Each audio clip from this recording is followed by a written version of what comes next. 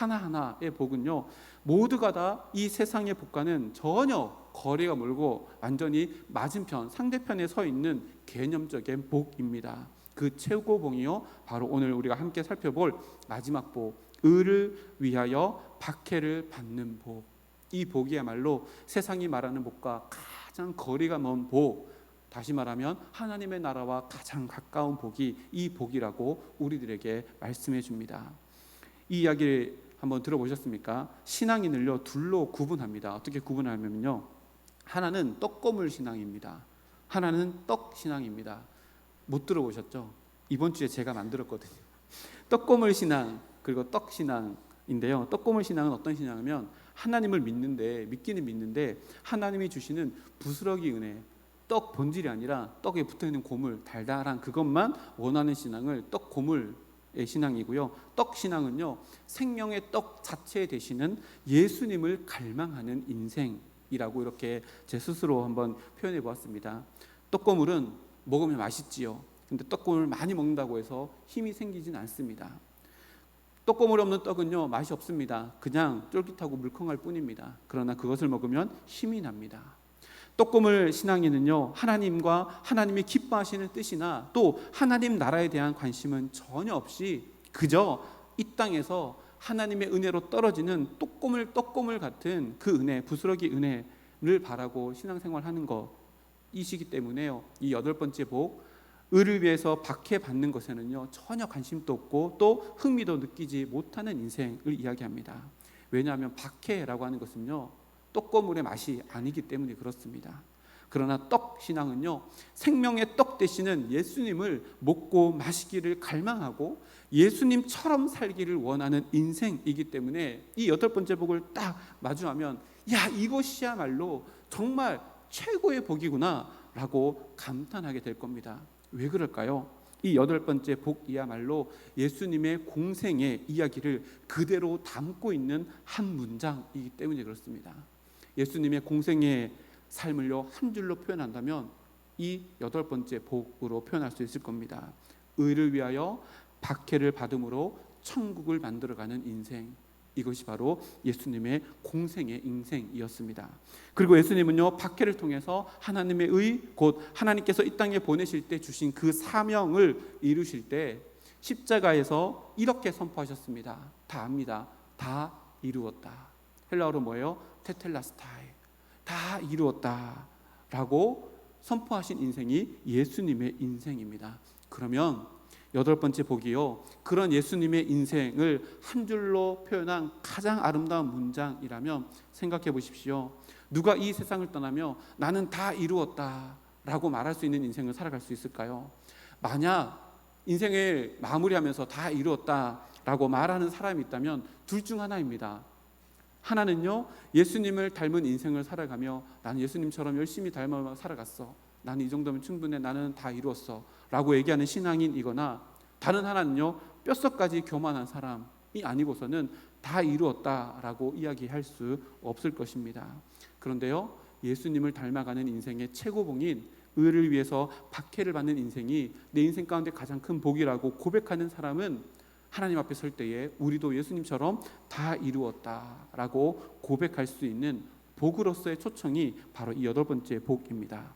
이 복을요, 조금 더 깊이 있게 생각해 보면요, 오늘 10절 말씀에 의를 위하여 박해를 받는 자는 복이 있나니 천국이 그들의 것임이라 라고 이렇게 복을 선포했는데요, 중요한 것은 박해가 아닙니다. 박해가 눈에 확 들어오지만 이 박해가 핵심이 아니라요, 박해 앞에 있는 의를 위하여, 이것이 더 중요합니다. 사실 의를 위하여 다음에 나오는 이 박해라고 하는 단어예요, 우리가 믿음 생활하면서 겪게 되어지는 어떠한 것이라도 다 집어넣을 수 있습니다. 가령 이런 겁니다. 의를 위하여 손해를 받는 자는, 의를 위하여 억울한 일을 당하는 자는, 의를 위하여 무시를 당하는 자는, 의를 위하여 참고 인내해야 하는 자는, 이것처럼 의를 위하여 그 뒤에 박해라는 단어는요, 우리가 믿음 생활하면서 겪게 되는 그 어떠한 것도 다 넣을 수 있습니다. 이게 무엇을 의미할까요? 우리가 포기하는 것만큼 하나님의 의는 우리의 인생 가운데 더 커져 나가는 것, 이것이요 8번째 복입니다. 그래서요, 중요한 것은 박해가 아니라요, 박해의 원인이 되는 의를 위하여. 이것이 정말로 중요하다는 것이요, 오늘 말씀을 이해하는 데 중요합니다. 팔복의 구조를 다시 한번 보면 8번째 복은요, 4번째 복과 연결되어집니다. 4번째 복이 뭐죠? 의에 줄이고 목마른 자의 복이었습니다.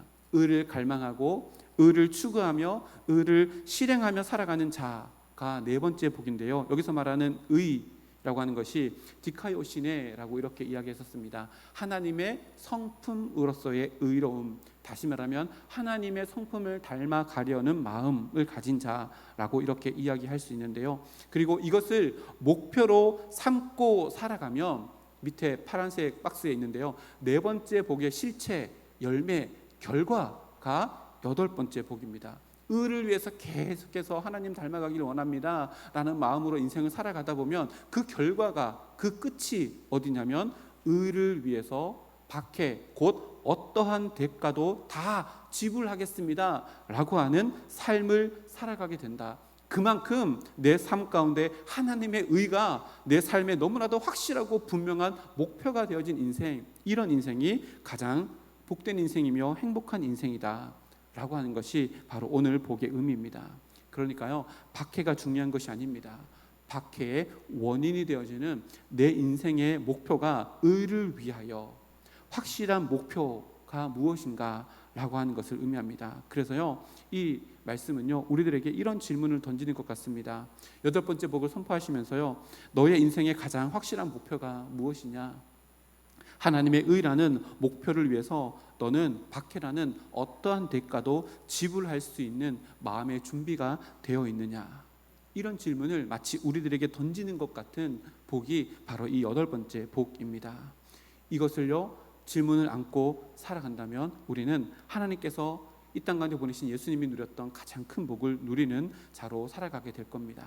성경에 보면 이 복을요, 자기의 삶 가운데 누렸던 한 인물이 등장하는데 우리가 너무나도 잘 아는 사도 바울입니다. 사도 바울의 인생의 목표는요, 예수님을 만나고 난 이후에 오직 하나, 단 하나밖에 없었습니다. 그게 뭘까요? 하나님의 의, 하나님의 뜻, 하나님이 이 땅 가운데 보내신 예수님이야말로 부활의 증인, 부활의 첫 열매이시며 구원의 메시아이시라는 복음을 증거하는 부활의 증인으로 살아가는 것, 이것이 사도 바울의 첫 번째 목표이자 유일한 목표였습니다. 바울은 언제나 이 복음 전하는 자라고 하는 정체성, 그리고 그 정체성이 주는 삶의 목표를 잊지 않고 살아간 사람입니다. 오늘 말씀에 의하면요, 의를 위하여 살아간 사람이었습니다. 바울은요, 의를 위해서 살아간다, 너무 추상적인 이 목표를요, 구체화했습니다. 어떻게 구체화했을까요? 중간에 사도행전 19장 말씀 보면 예수를 만나고 난 이후에 중간쯤에 이런 구체적인 목표를 세웁니다. 19장 20절 21절 말씀인데요, 이와 같이 주의 말씀이 힘이 있어 흥황하여 세력을 얻으니라. 그리고 21절 말씀 우리 다 같이 함께 읽겠습니다. 시작. 이 일이 있은 후에 바울이 마게도냐와 아가야를 거쳐 예루살렘에 가기로 작정하여 이르되 내가 거기 갔다가 후에 로마도 보아야 하리라 하고. 아멘. 사도 바울이요, 에베소에서 말씀을 전했습니다.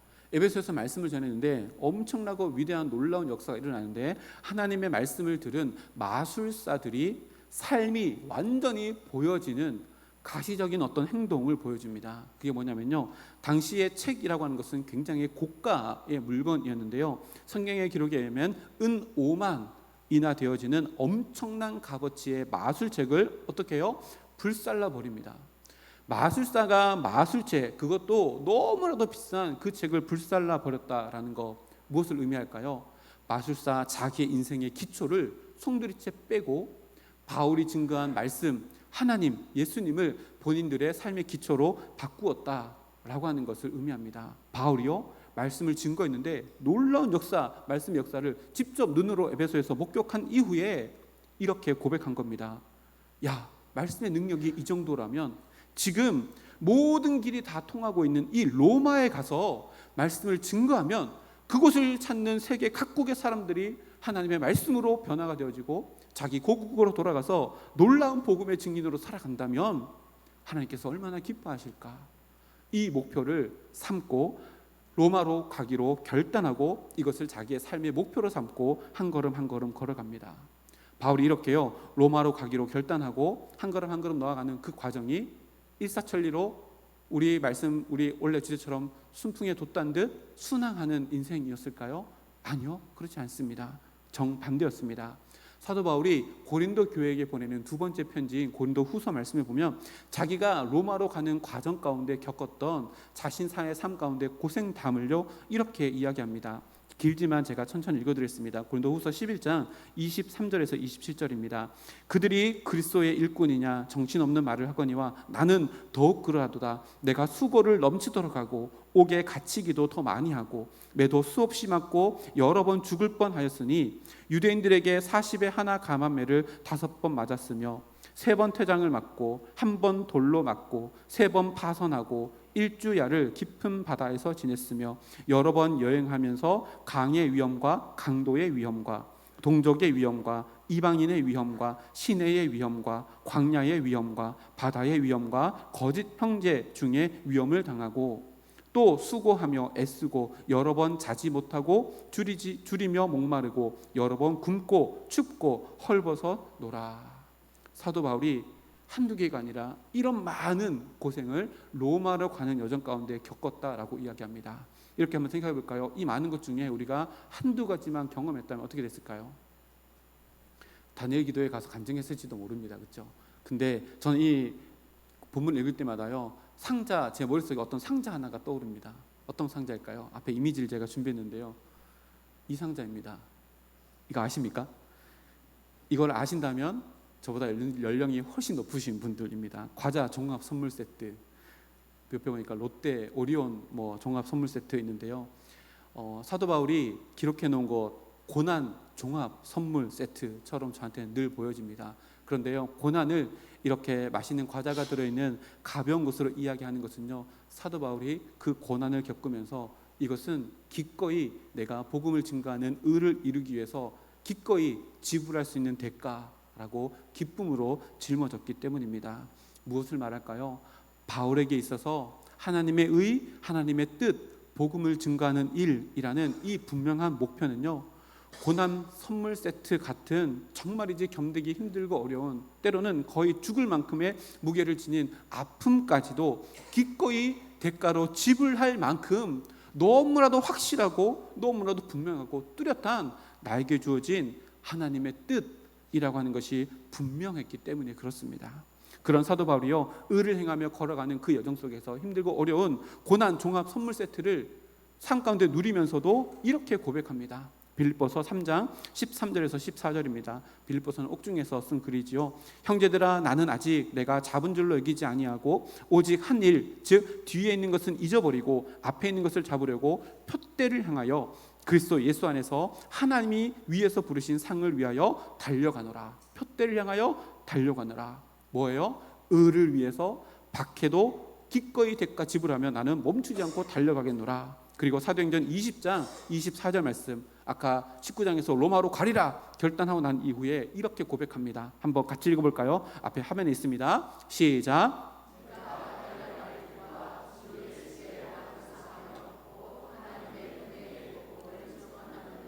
마치려 하면은 나의 생명조차 조금도 귀한 것으로 여기지 아니하노라. 아멘. 사도 바울은요, 이 고백만 보더라도 의를 위하여 박해받는 자의 복을 100% 누린 사람이다 라고 이렇게 이야기할 수 있습니다. 사도 바울은 예수님께서 선포하신 이 8번째 복을요, 문장 그대로 살았던 인물입니다. 의를 위해서 기꺼이 박해받는 자의 복, 예수님을 닮아가는 자의 복을 누렸던 사람입니다. 바울이 지치지 않았을까요? 힘들지 않았을까요? 아프지 않았을까요? 아니요, 바울도 우리랑 똑같은 인간입니다. 슈퍼맨이 아닙니다. 힘들고 아프고 고통스러웠을 겁니다. 그러나 지금의 고통보다 장차 하나님의 영광이 나에게 주어진다라고 하는 분명한 삶의 목표와 하나님의 언약이 있기에 기꺼이 오늘을 살아가며 의를 위해서 죽음을 불사하는 대가도 치르겠노라 결단할 수 있었던 겁니다. 그런 사도 바울에게요, 다메섹으로 가는 도상 가운데 만나주신 예수님이 또 한 번 나타나셔서 사도 바울을 만나주십니다. 그 이야기가 사도행전 23장입니다. 로마로 가겠다 표대를 향하여 멈추지 않고 달려가겠다. 그 이후에 23장 말씀에 예수님께서 찾아오셔서 이렇게 말씀하십니다. 그날 밤에 주께서 바울 곁에 서서 이르시되 담대하라. 네가 예루살렘에서 나의 일을 증언하는 것 같이 로마에서도 증언하여야 하리라 하시니라. 아멘. 그날 밤이라고 기록되는데요, 이날 밤이 언제냐면 사도 바울의 제자들이 만류에도 불구하고 나는 예루살렘에 죽어도 가겠다라고 해서 예루살렘에 와서 공회 앞에 서서 자기가 예수님을 어떻게 믿게 되었는지, 예수님이 왜 구원자이신지, 그리고 나는 우리 민족을 얼마나 사랑하는지에 대한 이야기를 다 변론한 날 밤입니다. 그런데요, 변론한 이후에 예루살렘 공회가 사도 바울을 받아준 것이 아니라 그때로부터 사도 바울을 암살하려고 하는 음모를 꾸미고 있던 때였습니다. 그러니까 이날 밤은요, 사도 바울에게 쉽사리 잠들지 못하는 두려움, 고독, 외로움이 자기의 마음을 감싸고 있던 그날 밤이었습니다. 근데 그날 밤에요, 다메섹에 가는 길 중에서 만나셨던 그 예수님이 다시 한번 찾아오셔서 말씀해 주십니다. 바울이 지금 걸어가고 있는 그 길, 의를 위해서 박해를 받으면서도 멈추지 않고 로마에서 예수님을 증거하려고 하는 그 길을 예수님께서 다시 한번 확증해 주시고 동행할 것이라고, 그것을 반드시 이루어 주실 것이라고 약속해 주시는 말로 사도 바울을 찾아오십니다. 의를 위해서 박해를 받는 자의 삶이 바로 이런 삶입니다. 예수님께서 참으로 복된 자의 최고봉의 복을 누릴 수 있는 길로 우리를 초청하고 있는 말씀이 바로 이 말씀입니다. 한번 생각해 보십시오. 우리가 늘 반복하는 하루라고 하는 시간은요, 무엇인가를 위해서 대가로 지불되어지는 값입니다. 오늘 일하는 생명을 대가로 우리는 지불하고 나서요, 우리는 무엇인가를 얻으면서 오늘을 보내고 있습니다. 그것이 하나님의 의, 하나님이 선하시고 기뻐하시고 온전한 뜻이 되기를 원하시는 마음이 바로 이 팔복의 마지막 8번째 복에 스며들어 있는 것입니다. 하나님을 기쁘시게 하기 위한 선택을 하고 천국에서 기억될 일들을 오늘을 살아가는 목표로 삼고 그것을 이루기 위해서 오늘 일하는 대가를 기꺼이 지불할 수 있는 인생, 이 인생이 가장 복된 인생, 의를 위해서 박해받는 인생이라고 주님께서 말씀하십니다. 그런데요, 박해라고 하는 단어를 살펴보지 않을 수 없습니다. 이 박해라는 단어, 예수님은 왜 그 많은 단어 중에 의를 위해서 지불해야 될 단어, 그 대가를 박해라고 하는 단어를 사용하셨을까요? 이 상식적으로 생각해 볼까요? 사람들이 누구를 박해할까요? 어떤 사람을 박해해요? 나와 가치관, 생각이 다른 사람을 박해합니다. 내 편이 아니라 반대편에 서 있는 사람들을 박해합니다. 오늘 아침에 우리나라 축구가 있었습니다. 보셨습니까? 저는 못 봤는데 오늘 아침에 뉴스만 봤는데요, 손흥민이 한 골 넣고 한 도움을 했대요. 축구를 생각해 볼까요? 축구 선수가 누구한테 태클을 해요? 자기 편 감독에게 태클하죠. 그럼 큰일 나잖아요. 자기 편 공격수에게 태클하나요? 자기 편 골키퍼에게 태클하나요? 이러면 다음 경기부터 못 나오거나 아니면 선수 생명이 거기서 끝날지 모릅니다. 누구에게 태클해요? 우리 편의 상대편에서 우리가 골 넣고 승리할 수 있는 길을 막아서는 사람들에게 태클합니다. 저렇게 손흥민과 같이 자기 편에게 위협이 되는 사람들에게 태클합니다. 세상도 마찬가지입니다. 자기 생각과 다르거나 자기의 목표에 걸림돌이 되어지는 자기와 반대편에 있는 자들을 향해서 태클을 걸어옵니다. 이것이요, 이념 싸움이고 가치관의 갈등의 모습으로 우리가 살아가는 삶 가운데 일어납니다. 그래서 예수님은요, 이 땅에서 살아가면서 세상에 말하는 복과 전혀 다른 복을 누리며 살아가기를 원하는 성도들의 삶 가운데서는 세상 사람들의 태클, 곧 박해가 필연적이다 라고 이야기하면서 네가 박해를 받고 있다면 너는 이 팔복의 시선으로 복을 추구하며 살아가는 하나님의 자녀야. 이 박해는 네가 하나님의 복을 누리기 위해서 반드시 대가로 지불해야 되는 것이기 때문에 박해가 다가온다면 너는 이렇게 봐야 해. 이 박해는 네가 하나님의 백성이라는 것을 증명하는 증거물이야 라고 우리들에게 이야기합니다. 그래서요, 그 이야기를 하기 위해서 11절 12절 말씀에 덧붙여서 이야기하십니다. 나로 말미암아 너희를 욕하고 박해하고 거짓으로 너희를 거슬려 모든 악한 말을 할 때에는 너희에게 복이 있나니 기뻐하고 즐거워하라. 하늘에서 너희의 상이 큼이라. 너희 전에 있던 선지자들도 이같이 박해하였느니라. 여기 재밌는데요. 10절에 보면 의를 위하여 라고 기록되어 있는데 11절에 보면 그것을 똑같은 표현을 나로 말미암아 라고 이렇게 예수님께서 바꾸어서 10절 말씀의 복을 풀어서 11절에 다시 한번 이야기하시는데요. 의를 위하여와 나로 말미암아, 이것이요 뉘앙스가 좀 다릅니다. 의를 위하여라고 하는 것은요, 예수님을 닮아가는 우리의 입장에서 능동적이고 적극적으로 막 해 나갈 때를 표현하는 모습이라면, 나로 말미암아는요 바꿔 나가면 예수님 때문에 라고 하는 표현입니다. 다시 말하면 이것은 수동적인 의미입니다. 내 의지와 상관없이 나에게 일어나는 일을 의미합니다. 다시 말하면 내 의지든지 내 의지가 아니든지 예수님을 닮아가는 인생에는 뭐가 있어요? 박해가 찾아오는데, 그 박해가 구체적으로 세 가지인데, 욕을 먹는 것, 박해를 받는 것, 우리를 거슬러 모든 악한 말을 하는 것, 쉽게 정리하면 우리가 예수님 때문에 모함받게 되는 것, 이것들이 나에게 찾아오는데, 이런 것들은 너를 힘들게 하기 위해서 주어지는 것이 아니라 네가 하나님의 백성으로 살아가며 예수님을 닮아가는 인생을 살아간다는 증거이니까 이 박해가 너에게 기쁘고 즐거운 일이야 라고 우리들에게 이야기합니다. 그리고 12절 말씀에는요, 예수님께서 또 한 번 이것이 진짜 복이라는 것을 뒷받침할 수 있는 근거를 제시하는데요, 바로 그렇게 살아왔던 선지자들이 바로 이 일의 증인이다 라고 증인석에 세우시며 우리들에게 이 기쁘고 즐거운 예수님을 닮아가는 삶 속에 찾아오는 이 박해를 기쁘게 여겨라, 박해를 보는 시선을 바꾸어라 라고 우리들에게 말씀합니다. 이 말씀을 들었던 예수님의 제자들이요, 박해에 대해서 완전히 새롭게 바뀌게 된 시각으로 우리들에게 이렇게 권면합니다. 베드로 사도가요, 베드로전서 4장 12절 14절 말씀에 너희는 고난을 이렇게 봐야 해, 새로운 시선으로 봐야 해 라고 하면서 우리들에게 이렇게 얘기합니다.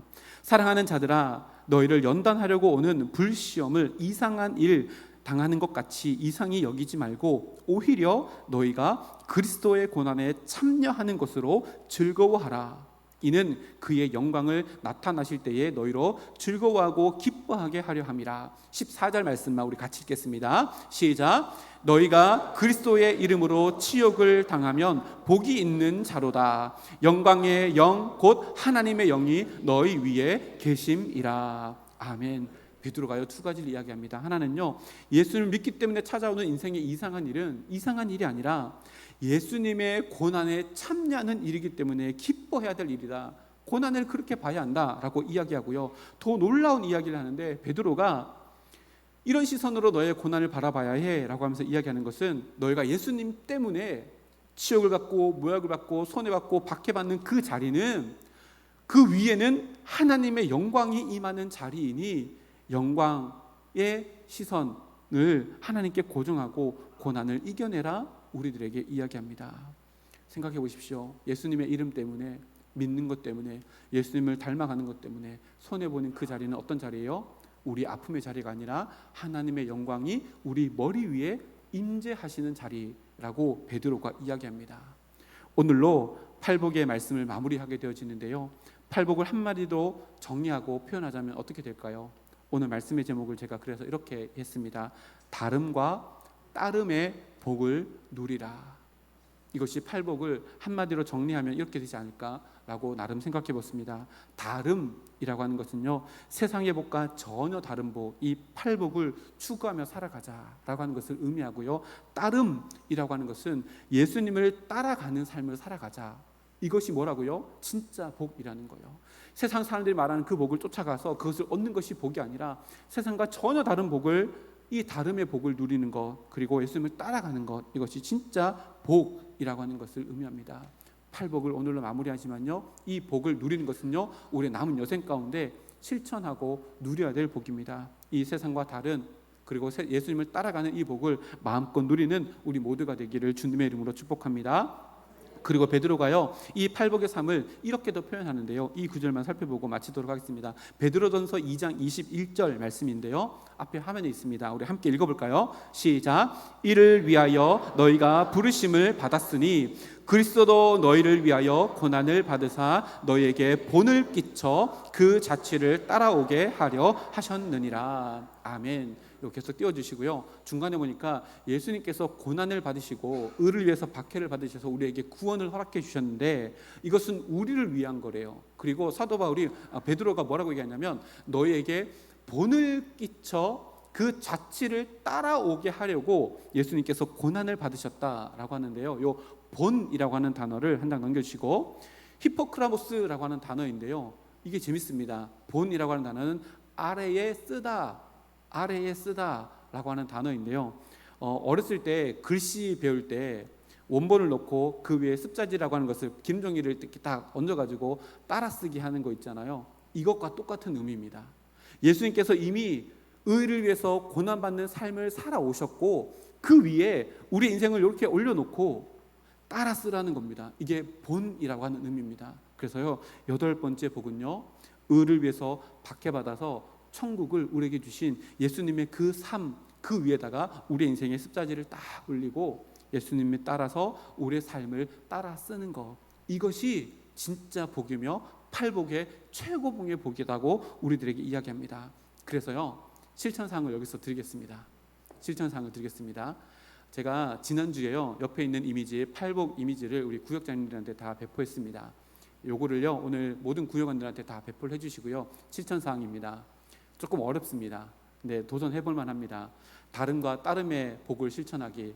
팔복의 매일을요, 매일 1번부터 8번째 복까지 3절부터 10절까지 매일 한번 필사를 합니다. 손으로 쓰라는 얘기입니다. 따라 쓰기 하는 거지요. 내 삶 속에서도 이것을 따라 쓰겠습니다 라고 해서 마태복음 5장 3절부터 10절까지 12절까지 쓰셔도 됩니다. 이렇게 따라 쓰기 해서 그냥 쓰고 끝나는 게 아니라요, 사진을 찍으십니다. 사진을 찍고 구역 단톡방에 올리세요. 숙제 검사하는 겁니다. 스스로 숙제 검사하는 거예요. 일주일 동안 한번 해보는 겁니다. 오늘부터 하셔도 좋고요, 내일부터 하셔도 좋고, 월요일 날 못 썼다, 화요일 날 포기하면 될까요, 안 될까요? 안 됩니다. 포기는요, 김장할 때만 쓰시고요. 실패 자료 남겨놓지 마시고 다시 도전하셔서 화요일부터라도, 또 월, 화 잊어버리고 못했다, 수요 예배 드리다가 생각났다, 그럼 언제부터 하면 돼요? 수요일부터 하시면 됩니다.